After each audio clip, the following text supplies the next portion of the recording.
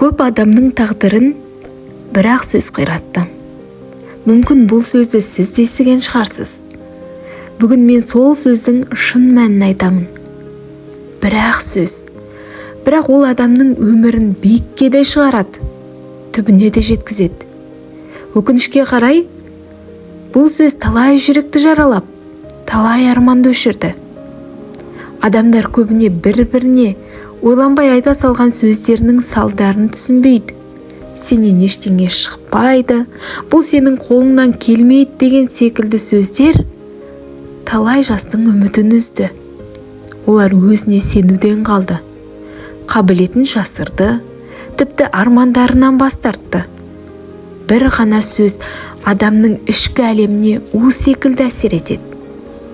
Өмірінде үлкен жетістікке жеткендердің көбі осындай сөздерге қарсы шыққандар.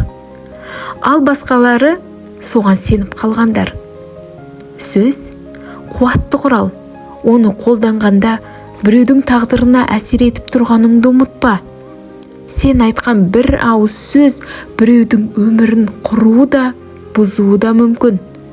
Сөзіңді абайлап айт, себебі ол жүректе мәңгі қалады. Құрметті көрермен, видео ұнаған болса, достарыңызбен бөлісіңіз және пікір бөліміне өз пікірлеріңізді қалдырыңыздар. Арнаға жазылуды ұмытпаңыз.